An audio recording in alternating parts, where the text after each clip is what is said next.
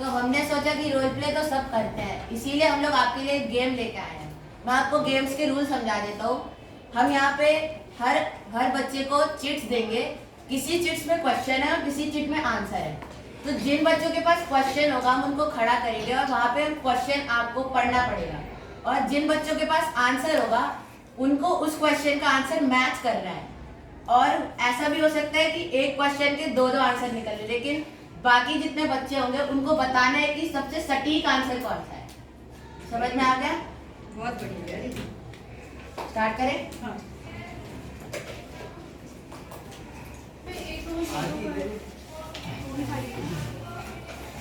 सबको देखो ना, थोड़ी थोड़ी जल्दी बढ़ जाएगी।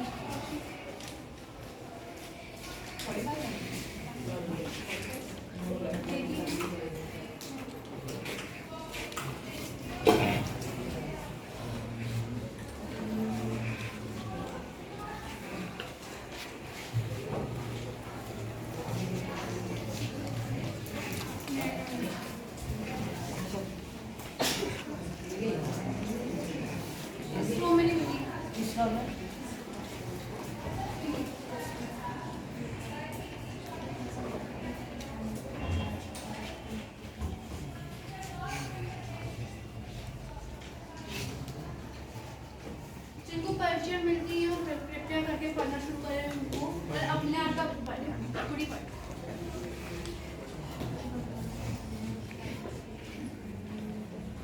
आप रोक दीजिए इसको जब ये क्वेश्चन पूछे। इसीलिए मैं रैंडमली बांट रहा हूँ, पता चला क्वेश्चन का आंसर आ गया है क्वेश्चन में। अब सबने पढ़ लिया? हाँ। अब जिनके पास क्वेश्चन है वो खड़े हो। शुरू करते हैं। आप सामने खड़े होकर वीडियो ले लो ना, सबकी क्लास का पूरा। बस से बैठ जाइए पहले। तो फिर पोशाक हमारे लिए कब अर्चन और बंधन में जाती है। अब सब देखे कि किसके पास इसका आंसर हो सकता है। नहीं पढ़ लिया सबने? कोई है किसी के पास इस प्रश्न का उत्तर है? नहीं। हो ही नहीं सकता, आपको पढ़नी पड़ेगी। फिर से पढ़िए सब। अपनी अपनी पर्ची ध्यान से पढ़िए, उसके अंदर किसी के पास उत्तर रहेगा इसका। देखिए किसके पास इसका उत्तर आ रहा है। प्रश्न फिर से पढ़ दीजिए। पोशाक हमारे लिए कब बंधन और अर्चन बन जाती है? बताएं किसके पास है उत्तर? किसी की पर्ची नहीं सकता? नहीं। जिनको दो पर्ची मिली है वो एक बार दोबारा देख लो। 2-3 बच्चों को दो पर्ची मिली है। चलो नेक्स्ट क्वेश्चन है। आप इसका उत्तर बता दीजिए। मैं आप में से कोई भी इसका उत्तर बता सकता है? पोशाक हमारे लिए कब बंधन और अड़चन बन जाती है? पोशाक हमारे लिए बंदरबाजी भी खोल सकती है, वही हमारे लिए वो अड़चन भी बन सकती है। अगर हम समाज में निचली श्रेणियों के पास जाकर उनसे बात करना चाहे तो उसी समय ये पोशाक हमारे लिए अड़चन बन जाती है और हमें उधर जाने से पहले शर्म आती है। ठीक है, और कोई? आप अगर हम 2 कदम आगे बढ़ाना चाहें तो समाज की सोच में 4 कदम पीछे। बहुत बढ़िया। और कोई? पोशाक उस हवा की तरह है जो एक पतंग को, एक कटी हुई पतंग को जमीन पर ऐसे ही नहीं गिरने देती है। अब जैसे कि लेखक यशपाल जी पाठ दुख के अधिकार में उस नीच वर्ग के गुड़िया से अपना उसका दुख साझा करना चाहते थे, लेकिन उनकी पोशाक और उसकी पोशाक उन्हें विभिन्न श्रेणियों में बांट देती है। क्या आपके साथ भी ऐसा होता है? अगर हम यशपाल जी की बात से सहमत हैं, आपको लग रहा है कि आपके साथ भी ऐसा होता है जिंदगी में? हाँ, अगर मैं अपनी बात करूं, और तब मैं कुछ ऐसे बच्चों को देखती हूँ जिनकी अवस्था कुछ खास नहीं है।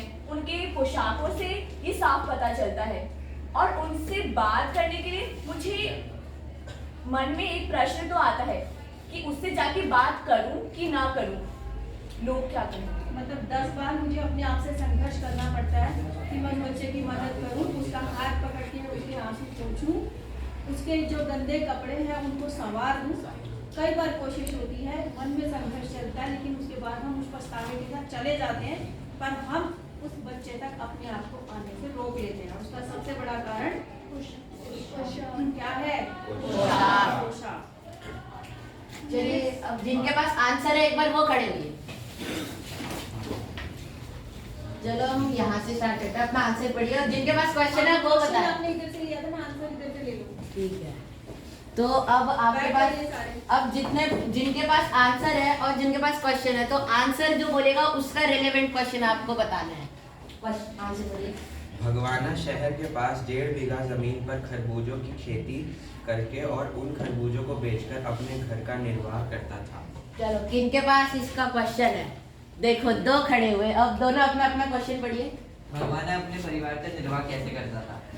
भगवान अपने परिवार का निर्वाह किस प्रकार करता था? तो इनमें से कौन सा रेलेवेंट हो सकता है, किसको लगता है? सेम है दोनों। सेम क्वेश्चन है। मैम लेकिन उसका आंसर थोड़ा डिफरेंट हो सकता है ना, कैसे का और क्यों? लेकिन क्वेश्चन तो सेम ही बोला। किस प्रकार होगा? कैसे और किस प्रकार? आपने क्या लिखा है? कैसे और किस प्रकार? मैम इसमें दिया हुआ है भगवान अपने परिवार का किस प्रकार निर्वाह करता था? किस प्रकार करता था? साक्षी कैसे? बोलो। कैसे? सेम ही है। सेम है, कैसे और किस दोनों प्रकार? क्वेश्चन है। है ना, दोनों सेम। ये तो सेम सेम बना लिया। बैठिए, चलिए कोई बात नहीं, गेम अच्छी है, मुझे भी अच्छा लग रहा है। जी, चलिए अब क्वेश्चन वाले एक बार चलिए। जिसका हो गया उसको भी होना। नहीं,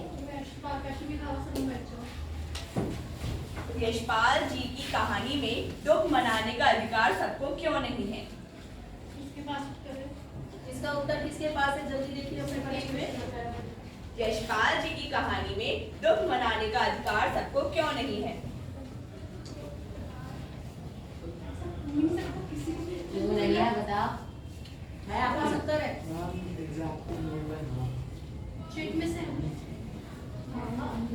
दुख की अनुभूति समाज का प्रत्येक वर्ग करता है, परंतु दुख मनाने का अधिकार सबको नहीं है। दुख केवल संपन्न लोग ही मना सकते हैं क्योंकि उनके पास सहूलियत है। अतः शोक करने, गम मनाने के लिए भी सहूलियत चाहिए और दुख मनाने का भी अधिकार होना चाहिए। ये आंसर सही लग रहा है सबको? ठीक है। अब आंसर वाले अब वीडियो नहीं रोक दीजिए आप।